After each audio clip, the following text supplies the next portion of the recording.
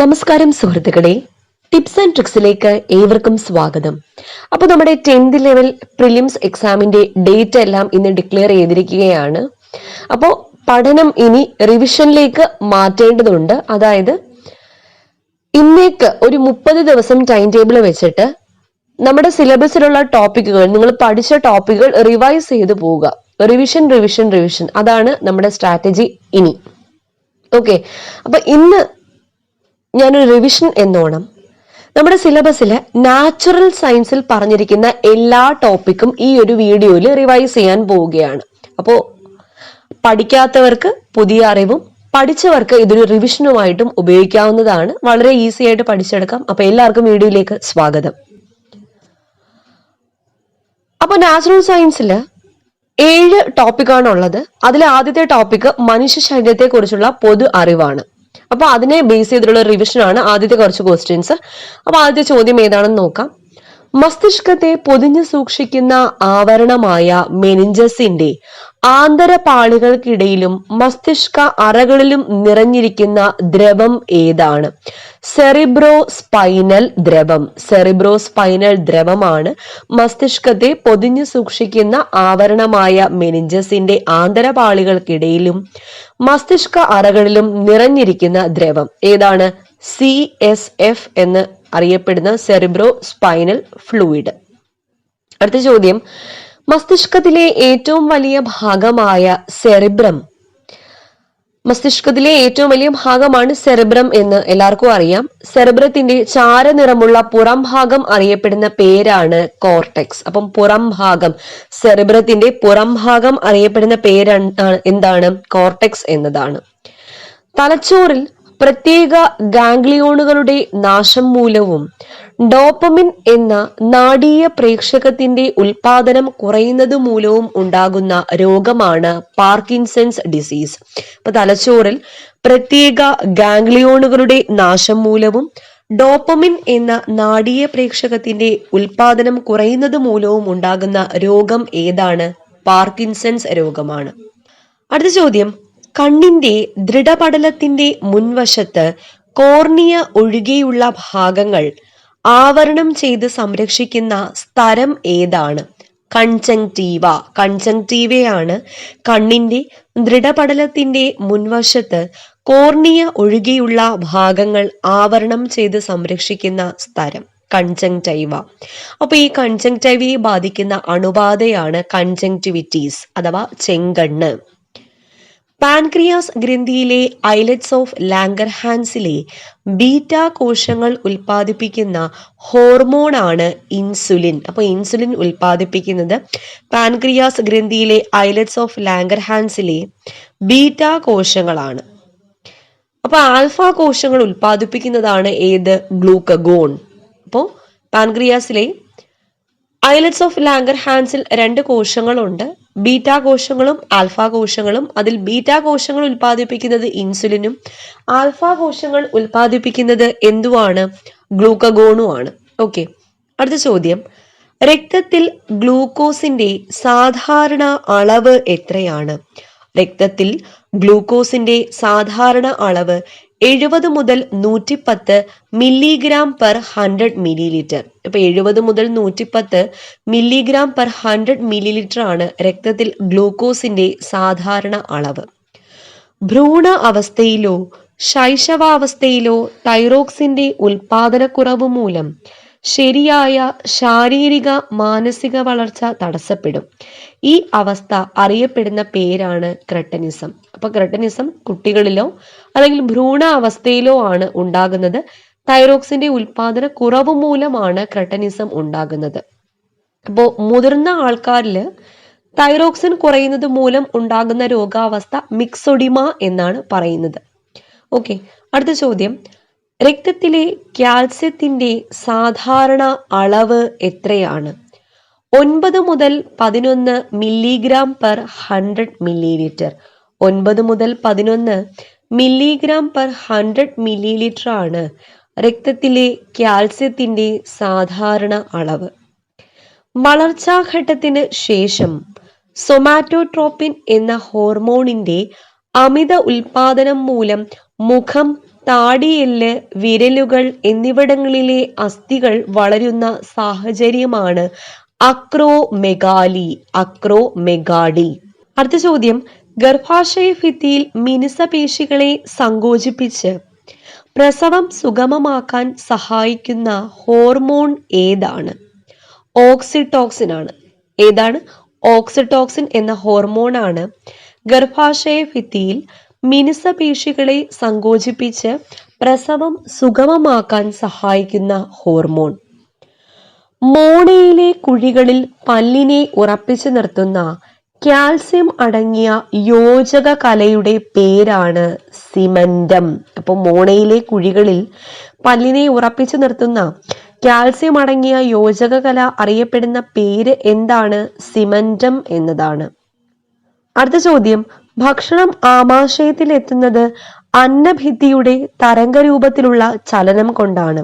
ഈ ചലനത്തിന്റെ പേരാണ് peristalsis. Peristalsis. രക്തത്തിൽ 55% വരുന്ന ഇളം മഞ്ഞ നിറമുള്ള ദ്രാവകത്തിന്റെ പേരെന്താണ്? പ്ലാസ്മ. അപ്പൊ രക്തത്തിൽ പ്ലാസ്മയുടെ കണ്ടന്റ് എത്ര ശതമാനമാണ്? 55%. മനുഷ്യ ശരീരത്തിൽ ധമനികളും സിരകളും തമ്മിൽ ബന്ധിപ്പിക്കുന്ന നേർത്ത കുഴലുകൾ അറിയപ്പെടുന്നതാണ് ലോമികകൾ അഥവാ കാപ്പിലറീസ്. അപ്പോ മനുഷ്യ ശരീരത്തിൽ ധമനികളെയും സിരകളെയും തമ്മിൽ ബന്ധിപ്പിക്കുന്ന നേർത്ത കുഴലുകൾ അറിയപ്പെടുന്ന പേരെന്താണ്? കാപ്പിലറീസ് അഥവാ ലോമികകൾ എന്നതാണ്. ഒരു ഹൃദയസ്പന്ദനത്തിന് വേണ്ട ഏകദേശ സമയം 0.8 സെക്കൻഡ്. 0.8 സെക്കൻഡ് ആണ് ഒരു ഹൃദയസ്പന്ദനത്തിന് വേണ്ടത്. ശ്വാസകോശത്തെ പൊതിഞ്ഞ് കാണപ്പെടുന്ന ഇരട്ട സ്ഥലം അറിയപ്പെടുന്ന പേരെന്താണ്? പ്ലൂറ എന്നതാണ് ശ്വാസകോശത്തെ പൊതിഞ്ഞുള്ള ഇരട്ട സ്ഥലം അറിയപ്പെടുന്നത്. ഒരു സാധാരണ ഉച്ഛ്വാസത്തിലൂടെ ഉള്ളിലേക്കെടുക്കുകയോ നിശ്വാസത്തിലൂടെ പുറന്തള്ളുകയോ ചെയ്യുന്ന വായുവിന്റെ അളവാണ് ടൈഡൽ വോളിയം. അപ്പോൾ ഒരു സാധാരണ ഉച്ഛ്വാസത്തിലൂടെ ഉള്ളിലേക്കെടുക്കുകയോ നിശ്വാസത്തിലൂടെ പുറന്തള്ളുകയോ ചെയ്യുന്ന വായുവിന്റെ അളവാണ് ടൈഡൽ വോളിയം. മനുഷ്യ ശരീരത്തിലെ ഏറ്റവും വലിയ കോശമാണ് അണ്ഡം. അപ്പൊ മനുഷ്യ ശരീരത്തിലെ ഏറ്റവും വലിയ കോശം ഏതാണ്? അണ്ഡമാണ്. വസ്തുക്കളെ കറുപ്പും വെളുപ്പുമായും കാണാൻ സഹായിക്കുന്ന പ്രകാശ ഗ്രന്ഥികളാണ് റോഡ് കോശങ്ങൾ. അപ്പോൾ വസ്തുക്കളെ കറുപ്പും വെളുപ്പുമായി കാണാൻ സഹായിക്കുന്ന പ്രകാശ ഗ്രന്ഥികൾ റോഡ് കോശങ്ങളാണ്. ഹൃദയത്തിന്റെ പേസ് മേക്കർ എന്നറിയപ്പെടുന്നത് SA നോഡ്, സൈനോ ഓറിക്കുലാർ അല്ലെങ്കിൽ സൈനോ ഏട്രിയൽ നോഡാണ് ഹൃദയത്തിന്റെ പേസ് മേക്കർ എന്നറിയപ്പെടുന്നത്. ആദ്യമായി ഹൃദയം മാറ്റിവെക്കൽ ശസ്ത്രക്രിയയ്ക്ക് വിധേയനായ വ്യക്തി ആരാണ്? ലൂയിസ് വാഷ്കാസ്കി ആണ് ആദ്യമായിട്ട് ഹൃദയം മാറ്റിവെക്കൽ ശസ്ത്രക്രിയയ്ക്ക് വിധേയനായ വ്യക്തി. Luis Washkansky. അപ്പോൾ ശസ്ത്രക്രിയയ്ക്ക് ശേഷം അദ്ദേഹം 18 ദിവസം മാത്രമേ ജീവിച്ചിരുന്നുള്ളൂ. അടുത്ത ചോദ്യം, ധമനികളുടെ ഭിത്തിയിൽ കൊളസ്ട്രോൾ വന്നടിയുന്നതിന്റെ ഫലമായി രക്തപ്രവാഹത്തിന്റെ വേഗത കുറയുന്ന അവസ്ഥയാണ് അതിറോസ്ക്ലീറോസിസ്. അതിറോസ്ക്ലീറോസിസ്. ധമനികളുടെ ഭിത്തിയിൽ കൊളസ്ട്രോൾ വന്നടിയുന്നതിന്റെ ഫലമായി രക്തപ്രവാഹത്തിന്റെ വേഗത കുറയുന്ന അവസ്ഥയ്ക്ക് പറയുന്ന പേരെന്താണ്? അതിറോസ്ക്ലീറോസിസ് എന്നതാണ്. മനുഷ്യ ശരീരത്തിലെ ഹൃദയമിടിപ്പ് 1 മിനിറ്റിൽ ശരാശരി 60-ൽ കുറഞ്ഞു പോകുന്ന അവസ്ഥ ബ്രാഡികാർഡിയ എന്നാണ് പറയുന്നത്. അപ്പോൾ മനുഷ്യ ശരീരത്തിൽ ഹൃദയമിടിപ്പ് 1 മിനിറ്റിൽ ശരാശരി 60-ൽ കുറഞ്ഞു പോകുന്ന അവസ്ഥ അറിയപ്പെടുന്ന പേരെന്താണ്? ബ്രാഡികാർഡിയ. ഏറ്റവും വലിയ ശ്വേതരക്താണു ഏതാണ്? മോണോസൈറ്റ്. മോണോസൈറ്റ് ആണ് ഏറ്റവും വലിയ ശ്വേത രക്താണു. ആന്റിബോഡികൾ ഉൽപ്പാദിപ്പിക്കുന്ന ശ്വേതരക്താണുവാണ് ലിംഫോസൈറ്റ്. അപ്പോൾ ആന്റിബോഡികൾ ഉൽപ്പാദിപ്പിക്കുന്ന ശ്വേതരക്താണുവിന്റെ പേരെന്താണ്? ലിംഫോസൈറ്റ് എന്നതാണ്. രക്തം കട്ടപിടിക്കാതെ സൂക്ഷിക്കാൻ രക്തബാങ്കുകളിൽ ഉപയോഗിക്കുന്ന രാസവസ്തുവാണ് സോഡിയം സിട്രേറ്റ്. രക്തം കട്ടപിടിക്കാതെ സൂക്ഷിക്കാൻ രക്തബാങ്കുകളിൽ ഉപയോഗിക്കുന്ന രാസവസ്തുവിന്റെ പേരെന്താണ്? സോഡിയം സിട്രേറ്റ് എന്നതാണ്. എ രക്തഗ്രൂപ്പ് ഉള്ളവരുടെ രക്തത്തിൽ അടങ്ങിയിരിക്കുന്ന ആന്റിബോഡി ഏതാണ്? ആന്റിബോഡി ബി ആണ്. എ രക്തഗ്രൂപ്പ് ഉള്ളവരുടെ രക്തത്തിൽ അടങ്ങിയിരിക്കുന്ന ആന്റിബോഡി ഏതാണ്? ബി. ഉയർന്ന രക്തസമ്മർദ്ദം കൊണ്ട് രക്തക്കുഴലുകൾ പൊട്ടിപ്പോകുന്ന അവസ്ഥയാണ് ഹെമറേജ്. അപ്പോൾ ഉയർന്ന രക്തസമ്മർദ്ദം കൊണ്ട് രക്തക്കുഴലുകൾ പൊട്ടുന്ന അവസ്ഥയ്ക്ക് പറയുന്ന പേരെന്താണ്? ഹെമറേജ് എന്നതാണ്. ശരീരത്തിൽ യൂറിയ നിർമ്മാണം നടത്തുന്ന അവയവമാണ് കരൾ. അപ്പൊ ശരീരത്തിൽ യൂറിയ നിർമ്മാണം നടത്തുന്ന അവയവം ഏതാണ്? കരളാണ്. രണ്ടു വൃക്കകളും ഒരുപോലെ പ്രവർത്തനരഹിതമാകുന്ന അവസ്ഥയാണ് യുറീമിയ. അപ്പൊ രണ്ട് വൃക്കകളും ഒരുപോലെ പ്രവർത്തനരഹിതമാകുന്ന അവസ്ഥ ഏതാണ്? യുറീമിയ എന്നാണ് അറിയപ്പെടുന്നത്. യുറീമിയ. മനുഷ്യ ശരീരത്തിലെ അക്ഷാസ്തികൂടത്തിലെ അസ്ഥികളുടെ എണ്ണം എത്ര? 80 അസ്ഥികളാണ് മനുഷ്യ ശരീരത്തിലെ അക്ഷാസ്തികൂടത്തിൽ കാണപ്പെടുന്നത്. മനുഷ്യ ശരീരത്തിൽ ഇടുപ്പിലെ അസ്ഥികൾ അറിയപ്പെടുന്നത് അറിയപ്പെടുന്ന പേരാണ് പെൽവിസ്. എന്താണ്? പെൽവിസ്. എത്ര എണ്ണം ഉണ്ട്? 2 അസ്ഥികളാണ് ഉള്ളത്. ഇടുപ്പല്ല് 2 എണ്ണം. മനുഷ്യ ശരീരത്തിലെ ഏറ്റവും നീളമുള്ള പേശിയാണ് സാർട്ടോറിയസ്. അപ്പൊ മനുഷ്യ ശരീരത്തിലെ ഏറ്റവും നീളമുള്ള പേശി ഏതാണ്? സാർട്ടോറിയസ് ആണ്. ഉമിനീരിൽ അടങ്ങിയിരിക്കുന്ന രാസാഗ്നി ഏത്? തയലിൻ അഥവാ സലൈവറി അമൈലേസ് ആണ് ഉമിനീരിൽ അടങ്ങിയിരിക്കുന്ന രാസാഗ്നി. അന്നജത്തെ ദഹിപ്പിക്കുന്ന രാസാഗ്നിയാണ് അമൈലേസ്. അപ്പൊ ഉമിനീര് അല്ലെങ്കിൽ വായിൽ വെച്ചിട്ടാണ് അന്നജം ദഹിക്കുന്നത്. അപ്പൊ അന്നജത്തെ ദഹിപ്പിക്കുന്ന രാസാഗ്നി ഏതാണ്? അമൈലേസ് ആണ്. പുരുഷ വന്ധീകരണ ശസ്ത്രക്രിയക്ക് പറയുന്ന പേരാണ് വാസക്ടമി. അപ്പൊ പുരുഷ വന്ധീകരണ ശസ്ത്രക്രിയക്ക് പറയുന്ന പേരെന്താണ്? വാസക്ടമി എന്നതാണ്.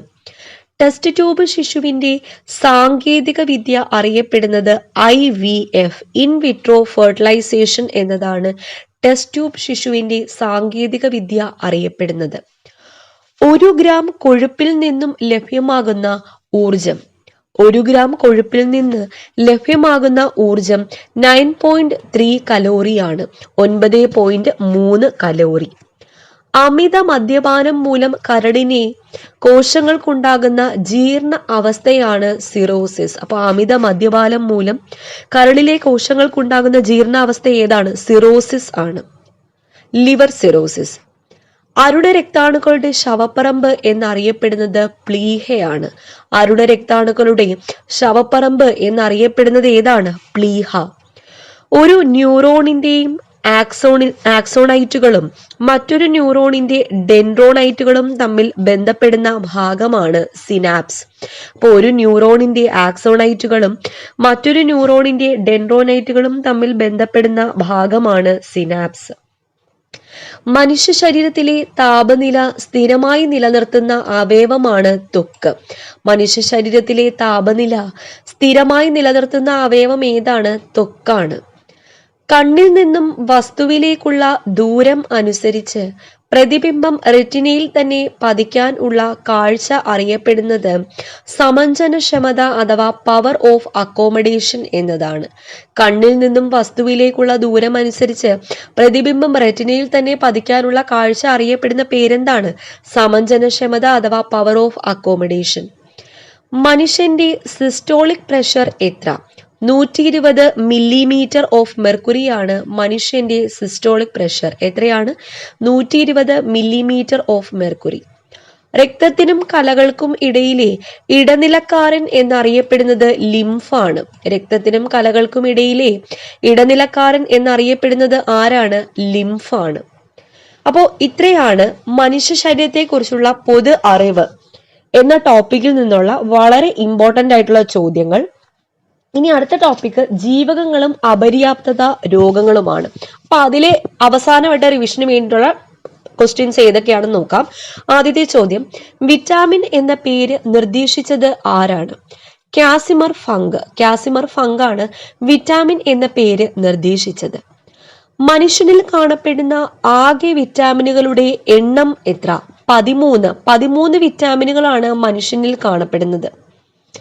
വെള്ളത്തിൽ ലയിക്കുന്ന വിറ്റാമിനുകളുടെ എണ്ണം 9. അപ്പൊ വെള്ളത്തിൽ ലയിക്കുന്നത് 9 വിറ്റാമിനുകളാണ്.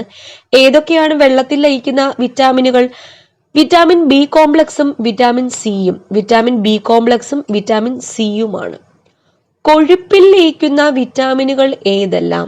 A D E K. A D E K ആണ് കൊഴുപ്പിൽ ലയിക്കുന്ന വിറ്റാമിനുകൾ. കണ്ണിന്റെ ആരോഗ്യത്തിന് അത്യാവശ്യമായ വിറ്റാമിൻ ആണ് വിറ്റാമിൻ എ. വിറ്റാമിൻ എ ആണ് കണ്ണിന്റെ ആരോഗ്യത്തിന് അത്യാവശ്യമായ വിറ്റാമിൻ. വിറ്റാമിൻ എയുടെ രാസനാമം എന്താണ്? റെറ്റിനോൾ. റെറ്റിനോൾ എന്നതാണ് വിറ്റാമിൻ എയുടെ രാസനാമം. വിറ്റാമിൻ എയുടെ അഭാവത്തിൽ ഉണ്ടാകുന്ന രോഗമാണ് നിശാന്തത. അപ്പൊ വിറ്റാമിൻ എയുടെ അഭാവത്തിൽ ഉണ്ടാകുന്ന രോഗം ഏതാണ്? നിശാന്തതയാണ്.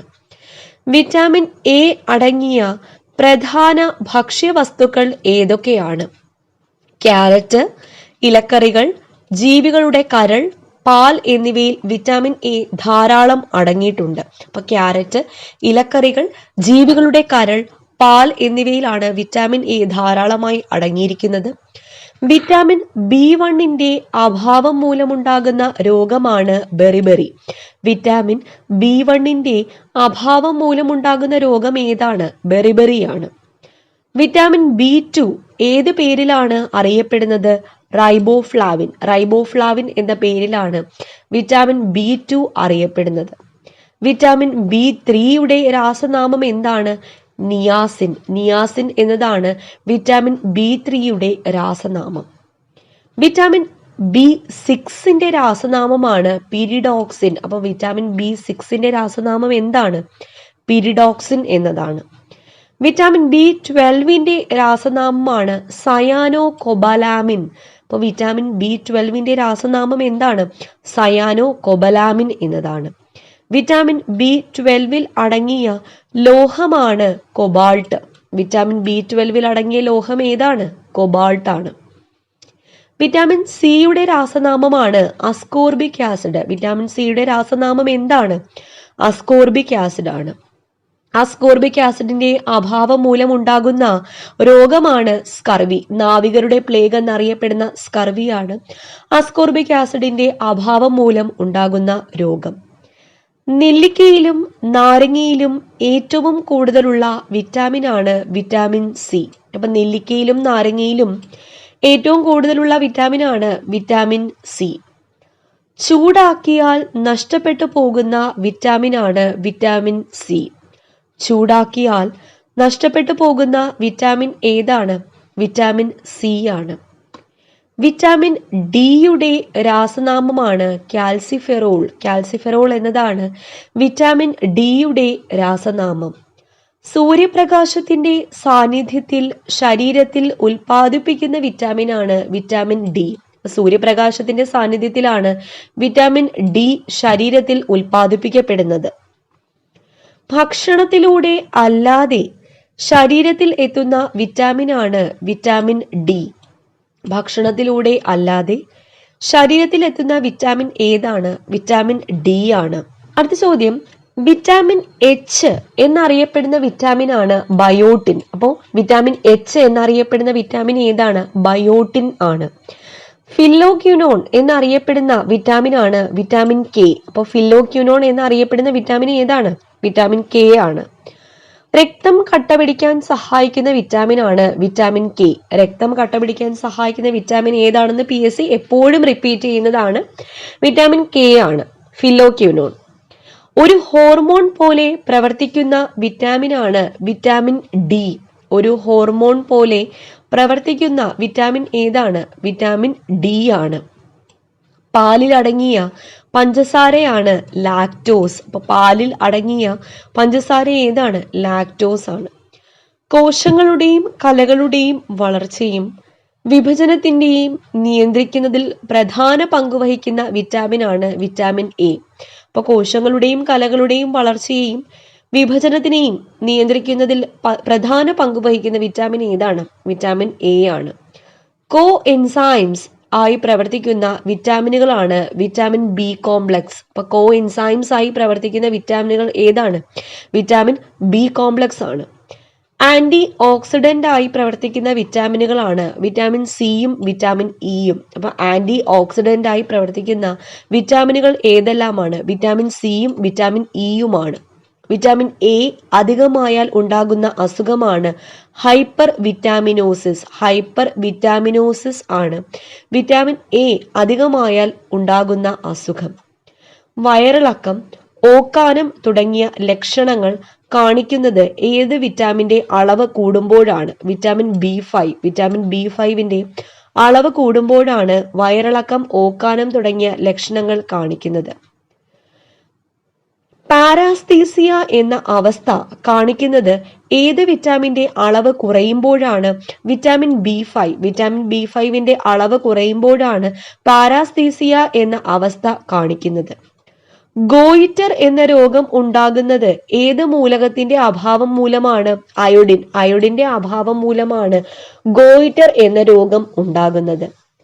ഇരുമ്പിന്റെ അഭാവം മൂലമുണ്ടാകുന്ന രോഗമാണ് വിളർച്ച അഥവാ അനീമിയ.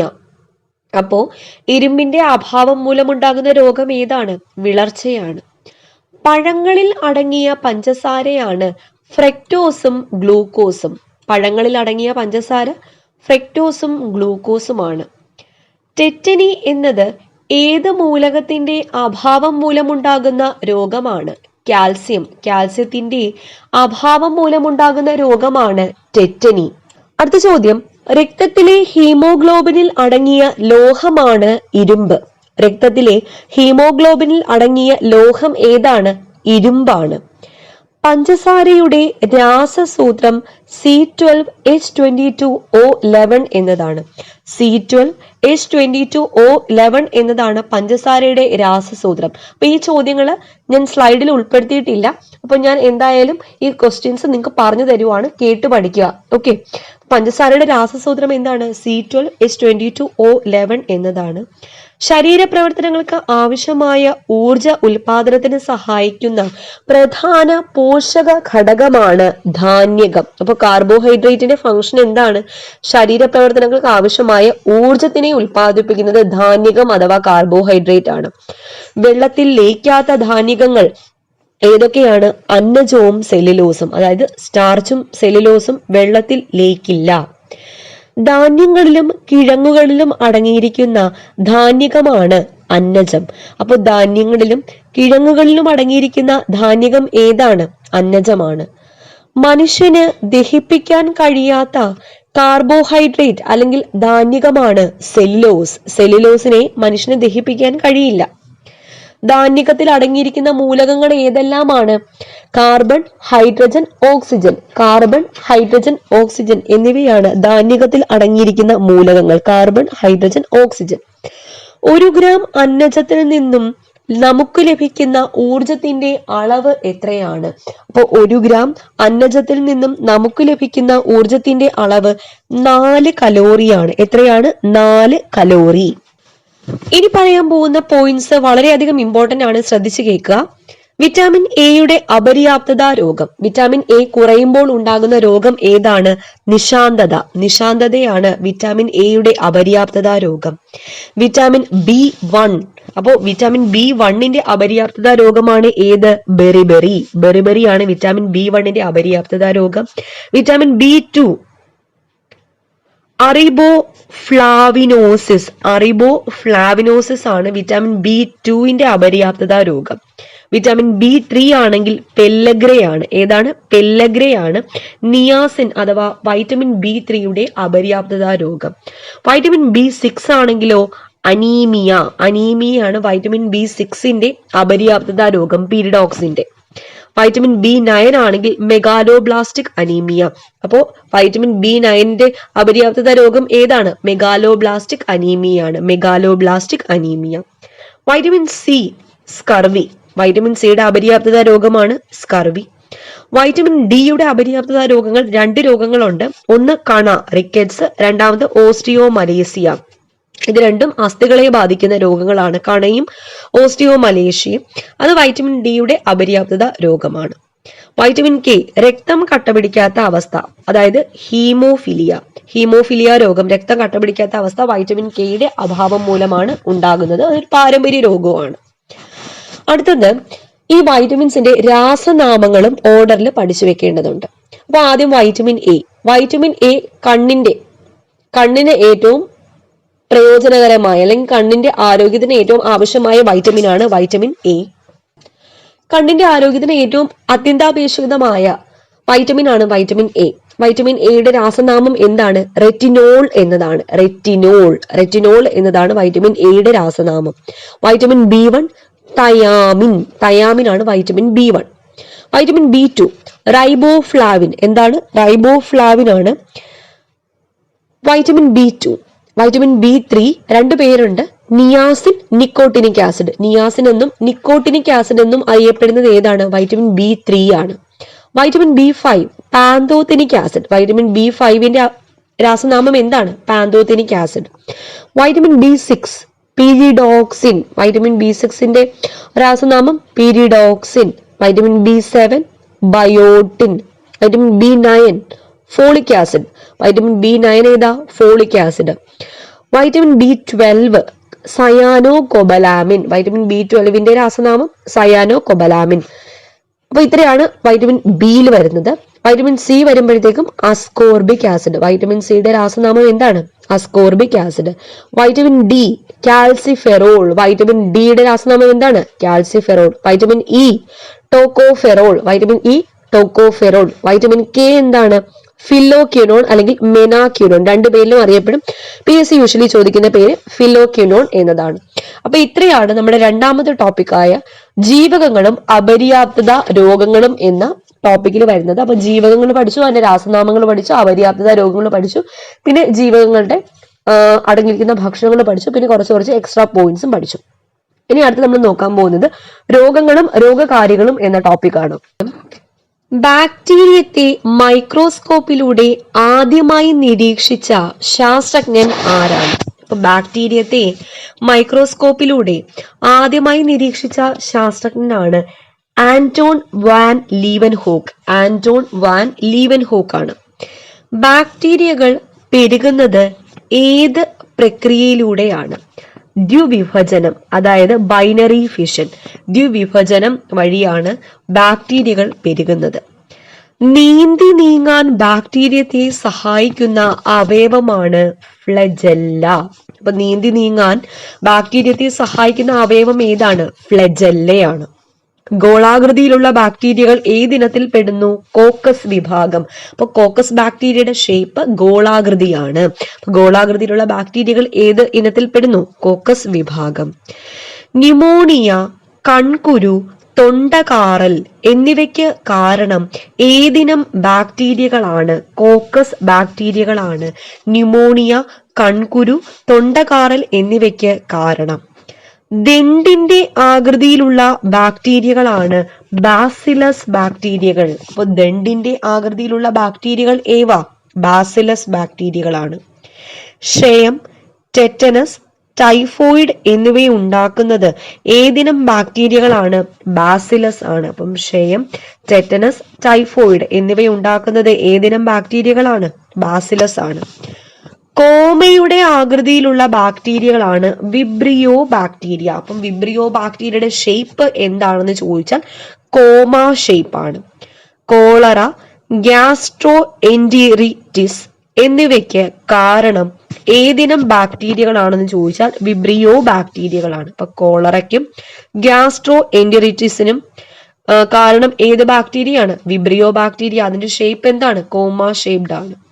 സ്പ്രിങ്ങിന്റെ ആകൃതിയിലുള്ള ബാക്ടീരിയയാണ് സ്പൈറില്ല ബാക്ടീരിയ. അപ്പൊ സ്പ്രിങ്ങിന്റെ ആകൃതിയിലുള്ള ബാക്ടീരിയ ഏതാണ്?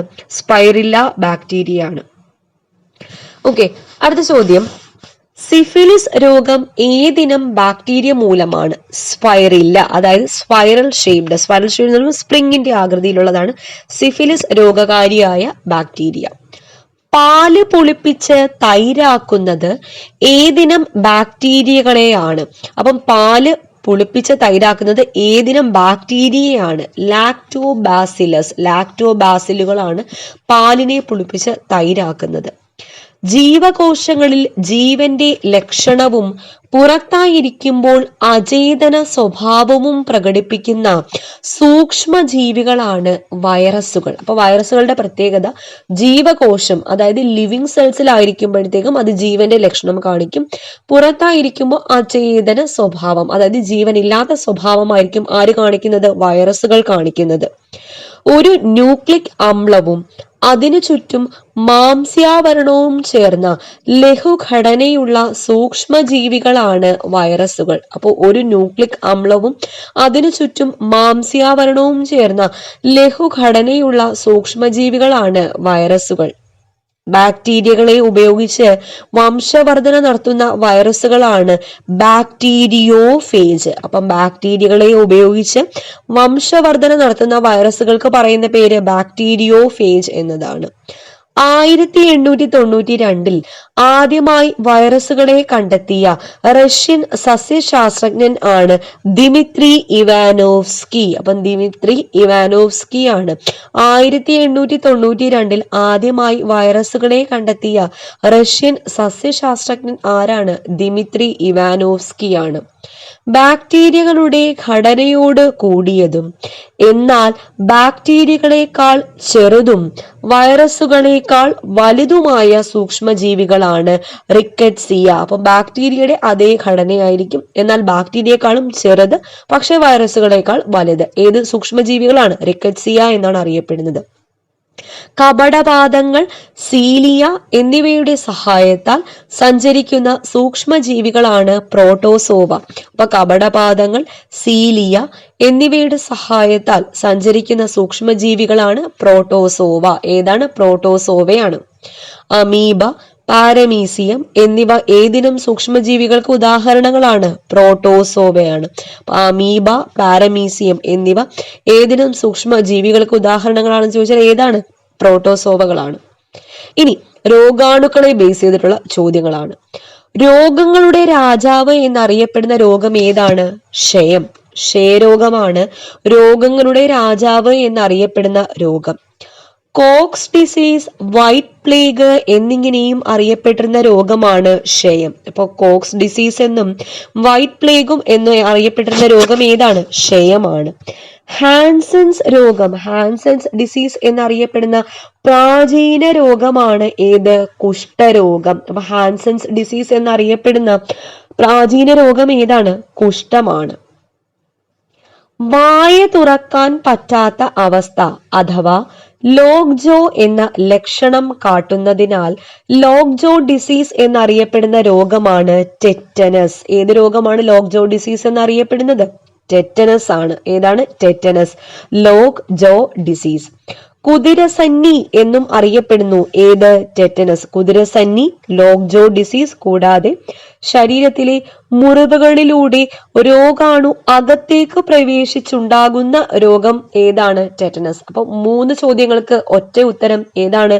ലോക്ജോ ഡിസീസ്, കുതിരസന്നി, കൂടാതെ ശരീരത്തിലെ മുറിവുകളിലൂടെ രോഗാണു അകത്തു പ്രവേശിച്ചിട്ടുണ്ടാകുന്ന രോഗവും ഏതാണ്? ടെറ്റനസ് ആണ്. ബ്രേക്ക് ബോൺ ഡിസീസ് എന്ന പേരിൽ അറിയപ്പെടുന്ന പകർച്ചവ്യാധിയാണ് ഡെങ്കിപ്പനി. ബ്രേക്ക് ബോൺ ഡിസീസ് എന്ന പേരിൽ അറിയപ്പെടുന്ന പകർച്ചവ്യാധി ഏതാണ്? ഡെങ്കിപ്പനിയാണ്. കെരാറ്റോപ്ലാസ്റ്റി എന്നറിയപ്പെടുന്ന കണ്ണുമാറ്റിവെക്കൽ ശസ്ത്രക്രിയയിൽ മാറ്റിവെക്കുന്ന കണ്ണിലെ ഭാഗമാണ് കോർണിയ. അപ്പൊ കെരാറ്റോപ്ലാസ്റ്റി എന്നറിയപ്പെടുന്ന കണ്ണുമാറ്റിവെക്കൽ ശസ്ത്രക്രിയയിൽ മാറ്റിവെക്കപ്പെടുന്ന കണ്ണിലെ ഭാഗം ഏതാണ്? കോർണിയയാണ്.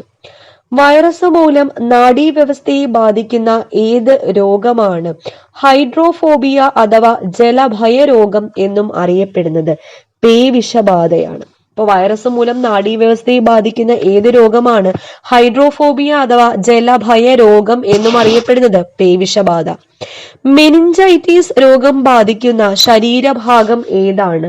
മസ്തിഷ്ക സ്തരം. മസ്തിഷ്കത്തിന്റെ സ്തരമാണ് മെനിഞ്ചസ്. അതിനെ ബാധിക്കുന്ന അണുബാധയാണ് ഏത്? മെനിഞ്ചൈറ്റിസ്. രക്തം കട്ടപിടിക്കാൻ കാലതാമസം ഉണ്ടാകുന്ന പാരമ്പര്യ രോഗമാണ് ഹീമോഫീലിയ. രക്തം കട്ടപിടിക്കാൻ കാലതാമസം ഉണ്ടാക്കുന്ന പാരമ്പര്യ രോഗം ഏതാണ്? ഹീമോഫീലിയ ആണ്. ശരീരത്തിന്റെ ഏത് അവയവത്തെയാണ് എക്സിമ രോഗം ബാധിക്കുന്നത്? ത്വക്കിനെയാണ്. ശരീരത്തിന്റെ ഏത് അവയവത്തെയാണ് എക്സിമ എന്ന രോഗം ബാധിക്കുന്നത് എന്ന് ചോദിച്ചാൽ ഏത് അവയവത്തെയാണ്? എക്സിമ രോഗം ബാധിക്കുന്നത് ത്വക്കിനെയാണ്. ജിഞ്ചിവൈറ്റീസ് രോഗം ബാധിക്കുന്ന ശരീരഭാഗമാണ് മോണ. അപ്പൊ ജിഞ്ചിവൈറ്റീസ് എന്ന രോഗം ബാധിക്കുന്ന ശരീരഭാഗം ഏതാണ്? മോണയാണ്. സ്മൃതിനാശക രോഗം എന്നും അറിയപ്പെടുന്ന രോഗമാണ് അൾഷിമേഴ്സ്. സ്മൃതിനാശക രോഗം എന്നും അറിയപ്പെടുന്ന രോഗം ഏതാണ്? അൾഷിമേഴ്സ് ആണ്. അൾഷിമേഴ്സ് രോഗം ശരീരത്തിന്റെ ഏത് ഭാഗത്തെയാണ് ബാധിക്കുന്നത്? മസ്തിഷ്കത്തെയാണ് അൾഷിമേഴ്സ് രോഗം ബാധിക്കുന്നത്.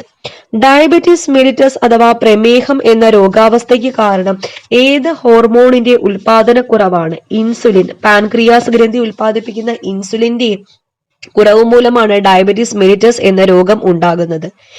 ഏത് ജീവികളുമായി ബന്ധപ്പെട്ട ജോലി ചെയ്യുന്നവരിൽ കാണപ്പെടുന്ന രോഗമാണ് carpal tunnel syndrome? Carpal tunnel syndrome. കോഴി വളർത്തൽ കേന്ദ്രങ്ങൾ. അപ്പൊ കോഴികളെ വളർത്തുന്ന അവരുമായിട്ട് ബന്ധപ്പെട്ട രോഗമാണ് കാർപ്പൽ ടണൽ സിൻഡ്രോം. ഏതാണ് കാർപ്പൽ ടണൽ സിൻഡ്രോം? നിശബ്ദനായ കൊലയാളി എന്നറിയപ്പെടുന്ന രോഗാവസ്ഥയാണ് അമിത രക്തസമ്മർദ്ദം. അപ്പൊ നിശബ്ദനായ കൊലയാളി എന്നറിയപ്പെടുന്ന രോഗാവസ്ഥ ഏതാണ്? അമിത രക്തസമ്മർദ്ദമാണ്. ഏത് ബാക്ടീരിയ രോഗമാണ് വൂൾ സോർട്ടേഴ്സ് ഡിസീസ് അഥവാ കമ്പിളി തരം തിരിക്കുന്നവരുടെ രോഗം എന്നറിയപ്പെടുന്നത്? ആന്ത്രാക്സ്. അപ്പൊ ഏത് ബാക്ടീരിയ രോഗമാണ് വൂൾ സോർട്ടേഴ്സ് ഡിസീസ് അഥവാ കമ്പിളി തരം തിരിക്കുന്നവരുടെ രോഗം എന്നറിയപ്പെടുന്നത്? ആന്ത്രാക്സ് ആണ്. ഏത് മേഖലയിൽ പണിയെടുക്കുന്നവരിൽ കണ്ടുവരുന്ന രോഗമാണ് ബ്ലാക്ക് ലെഗ് ഡിസീസ്? കൽക്കരി ഖനികളിൽ പണിയെടുക്കുന്നവരിൽ കണ്ടുവരുന്ന രോഗമാണ് ഏത്? Black leg disease. പാറമടകളിൽ പണിയെടുക്കുന്നവരെ ബാധിക്കുന്ന രോഗമാണ് സിലിക്കോസിസ്. പാറമടകളിൽ പണിയെടുക്കുന്നവരെ ബാധിക്കുന്ന രോഗം ഏതാണ്? സിലിക്കോസിസ് ആണ്. രാജാക്കന്മാരുടെ രോഗം, ധനികന്മാരുടെ രോഗം എന്നിങ്ങനെ ചരിത്രത്തിൽ അറിയപ്പെടുന്ന രോഗമാണ് ഗൗട്ട് അഥവാ സന്ധിവാതം. രാജാക്കന്മാരുടെ രോഗം, ധനികന്മാരുടെ രോഗം എന്നിങ്ങനെ ചരിത്രത്തിൽ അറിയപ്പെടുന്ന രോഗമാണ് ഗൗട്ട് അഥവാ സന്ധിവാതം. മന്ത് രോഗം തകരാറിലാക്കുന്നത് ഏത് ശരീര സംവിധാനത്തെയാണ്? മന്ത് രോഗം തകരാറിലാക്കുന്നത് ലസിക വ്യവസ്ഥ അഥവാ ലിംഫാറ്റിക് സിസ്റ്റത്തിനെയാണ്. ലസിക വ്യവസ്ഥ അഥവാ ലിംഫാറ്റിക് സിസ്റ്റത്തിനെയാണ്. ഹെപ്പറ്റൈറ്റിസ്, സിറോസിസ് എന്നിവ ഏത് അവയവത്തെ ബാധിക്കുന്ന രോഗമാണ്? കരളിനെ ബാധിക്കുന്ന രോഗമാണ് ഹെപ്പറ്റൈറ്റിസും ലിവർ സിറോസിസും. എയ്ഡ്സ് എന്നതിന്റെ മുഴുവൻ രൂപം എന്താണ്? Acute immuno deficiency syndrome. Acute immuno deficiency syndrome എന്നതാണ് എയ്ഡ്സ് എന്നതിന്റെ പൂർണ്ണരൂപം. എയ്ഡ്സിന് കാരണമാകുന്ന രോഗാണു ഏതാണ്? HIV. ഹ്യൂമൻ ഇമ്മ്യൂണോ വൈറസ് ആണ് എയ്ഡ്സിന് കാരണമാകുന്ന രോഗാണു. എയ്ഡ്സ് രോഗം താറുമാറാക്കുന്നത് ശരീരത്തിലെ ഏത് സംവിധാനത്തെയാണ്? പ്രതിരോധ വ്യവസ്ഥയെയാണ് എയ്ഡ്സ് രോഗം താറുമാറാക്കുന്നത്. എയ്ഡ്സിന്റെ പ്രാഥമിക പരിശോധനാർത്ഥം നടത്തുന്ന ടെസ്റ്റ് ആണ് ELISA test. Enzyme linked immunosorbent assay എന്നതാണ് full form. Enzyme linked immunosorbent assay അതാണ് എലീസ ടെസ്റ്റ്. അത് പ്രാഥമിക പരിശോധനയാണ്. എയ്ഡ്സ് രോഗത്തിന്റെ സ്ഥിരീകരണ ടെസ്റ്റാണ് ഏത്? Western bloat. അപ്പൊ വെസ്റ്റേൺ ബ്ലോട്ട് എയ്ഡ്സ് രോഗത്തിന്റെ സ്ഥിരീകരണ ടെസ്റ്റും പ്രാഥമികം എലീസ ടെസ്റ്റും ആണ്. ഇന്ത്യയിലെ നമ്പർ 1 ഓൺലൈൻ എഡ്യൂക്കേഷൻ പ്ലാറ്റ്ഫോം ആണ് അൺഅക്കാഡമി. അൺഅക്കാഡമിയിൽ കേരള PSCക്ക് വേണ്ടിയിട്ട് ഒരുപാട് അടിപൊളി courses, top educators, Mansoor Ali sir അടക്കമുള്ള ടോപ്പ് എഡ്യൂക്കേറ്റേഴ്സ് ക്ലാസ്സുകൾ നയിക്കുന്നുണ്ട്. അപ്പോൾ ഇവരുടെ എല്ലാം ക്ലാസ് ലഭിക്കണമെങ്കിൽ ചെറിയൊരു സബ്സ്ക്രിപ്ഷൻ വേണ്ടിവരും. അതായത് തുച്ഛമായ കുറച്ച് ഫീസ് വേണ്ടിവരും. അപ്പൊ അതിനെ പ്ലസ് എന്നാണ് പറയുന്നത്. അൺഅക്കാഡമി പ്ലസ്. അൺഅക്കാഡമി പ്ലസിലേക്ക് വന്നാലുള്ള ഗുണം എന്ന് പറയുന്നത് നമ്മളൊരു ക്ലാസ് റൂമിൽ ഇരുന്ന് പഠിക്കുന്നത് പോലെ അല്ലെങ്കിൽ അതിനേക്കാൾ ഉപരി ഉള്ള ബെനിഫിറ്റ്സ് ആണ് നമുക്ക് കിട്ടാൻ പോകുന്നത്. അതായത് സിലബസ് ഓറിയന്റഡ് ആയിട്ടുള്ള സ്ട്രക്ചേർഡ് കോഴ്സസ്, ഒരുപാട് കോഴ്സ് അൺഅക്കാഡമിയിൽ ആഴ്ചയിൽ ലോഞ്ച് ചെയ്യുന്നുണ്ട്. അപ്പോൾ ഒരു പ്രാവശ്യം അൺഅക്കാഡമിയിൽ പ്ലസ് സബ്സ്ക്രിപ്ഷൻ എടുത്തു കഴിഞ്ഞു കഴിഞ്ഞാൽ ഈ കോഴ്സസ് എല്ലാം ഒരു പ്ലസ് എടുത്തു കഴിഞ്ഞു കഴിഞ്ഞാൽ എല്ലാ കോഴ്സസും നമുക്ക് കാണാൻ സാധിക്കുന്നതാണ്. ഡെയിലി ലൈവ് ക്ലാസ്സസ് ഉണ്ട്, ലൈവ് ഡൗട്ട് ക്ലിയറിംഗ് സെഷൻസ് ഉണ്ട്, സബ്ജക്ട് വൈസ് ടെസ്റ്റ് സീരീസ് ഉണ്ട്. അപ്പൊ അൺഅക്കാഡമി പ്ലസിൽ നിങ്ങൾ സബ്സ്ക്രിപ്ഷൻ എടുക്കുമ്പോൾ നിങ്ങൾക്ക് 10% ഡിസ്കൗണ്ട് കിട്ടാൻ വേണ്ടി ഞങ്ങളുടെ കോഡായ ടിപ്സ് ആൻഡ് ട്രിക്സ് യൂസ് ചെയ്യാവുന്നതാണ്. താഴെ ഞങ്ങളുടെ കോഡ് കൊടുത്തിട്ടുണ്ട്. ടിപ്സ് ആൻഡ് ട്രിക്സ് യൂസ് ചെയ്താൽ 10% ഡിസ്കൗണ്ട് കിട്ടുന്നതാണ്. അപ്പോൾ നമ്മുടെ prelims exam 10th level prelims എക്സാമിന്റെ ഡേറ്റ് വന്ന സാഹചര്യത്തിൽ അൺഅക്കാഡമി പുതിയൊരു റിവിഷൻ കോഴ്സ് ലോഞ്ച് ചെയ്യുകയാണ്. അപ്പോൾ 7 എഡ്യൂക്കേറ്റേഴ്സ് ആണ് ഈ കോഴ്സിലെ ക്ലാസ്സുകൾ എടുക്കുന്നത്. റിവിഷൻ കോഴ്സാണ്, കംപ്ലീറ്റ്ലി റിവിഷൻ കോഴ്സാണ്. അപ്പോൾ ഇതിന്റെ പ്രത്യേകത എന്തൊക്കെയാണെന്ന് ഞാൻ പറഞ്ഞുതരാം. ഒരു തവണ കൂടി സിലബസിലെ ഭാഗങ്ങൾ പഠിക്കാൻ റിവിഷൻ കോഴ്സ്. ഓരോ വിഷയവും കൈകാര്യം ചെയ്യുന്നത് അൺഅക്കാഡമിയിലെ മികച്ച എഡ്യൂക്കേറ്റേഴ്സ് ആണ്. Muhammad Roshan facts about Kerala, Bobby Raj sir facts about India, Imtiaz Khan constitution, Arya ji natural science, Jyothish physical science, Ismail Kalady maths, Kumari Sunitha current affairs. കൂടാതെ അൺഅക്കാഡമിയിലെ വേറൊരു course PYQ course for 10th level prelims exam. ഇതിൽ 5 എഡ്യൂക്കേറ്റേഴ്സ് ആണ് ക്ലാസ്സുകൾ എടുക്കുന്നത്. Siji Biju Kerala facts, Haja Muhammad constitution, Abdul Muneer maths and mental ability, Ashna Shaji natural science, physical science Reshmi Nair. ഈ course ജനുവരി 19th, അതായത് നാളെയാണ് ലോഞ്ച് ചെയ്യുന്നത്. അപ്പോൾ നമ്മുടെ 10th ലെവൽ പ്രിലിംസ് വരികയാണ്. അപ്പം ഈ ഒരു മാസത്തേക്ക് നിങ്ങൾ സബ്സ്ക്രിപ്ഷൻ എടുത്താൽ ആ ഒരു നല്ലൊരു ഡിഫറൻസ് നിങ്ങൾക്ക് എക്സാമിൽ കാണാൻ സാധിക്കും. അപ്പോൾ എന്റെ കോഡ് മറക്കണ്ട, ടിപ്സ് ആൻഡ് ട്രിക്സ്. അപ്പൊ എങ്ങനെയാണ് പ്ലസിലേക്ക് സബ്സ്ക്രിപ്ഷൻ എടുക്കുന്നത് എന്ന് കൂടി ഞാൻ പറഞ്ഞു തരാം. അൺഅക്കാഡമി ഡൗൺലോഡ് ചെയ്യുമ്പോൾ നമ്മൾ കോഴ്സിന്റെ അവിടെ കേരള PSC എന്ന് ചൂസ് ചെയ്യുക, എന്നിട്ട് പ്ലസ് എന്ന ഓപ്ഷനിൽ ക്ലിക്ക് ചെയ്യുക. അപ്പോൾ ഗെറ്റ് സബ്സ്ക്രിപ്ഷൻ എന്ന ഓപ്ഷൻ നിങ്ങൾക്ക് കാണാൻ പറ്റും. അതിൽ ക്ലിക്ക് ചെയ്തിട്ട് ഞങ്ങളുടെ റെഫറൽ കോഡായ ടിപ്സ് ആൻഡ് ട്രിക്സ് കൊടുക്കുകയാണെങ്കിൽ 10% ഡിസ്കൗണ്ട് കഴിഞ്ഞിട്ടുള്ള എമൗണ്ട് മാത്രമേ നിങ്ങൾക്ക് പേ ചെയ്യേണ്ടി വരത്തുള്ളൂ. അപ്പോൾ അൺഅക്കാഡമി പ്ലസിൽ EMI ഓപ്ഷൻസും അവൈലബിൾ ആണ്.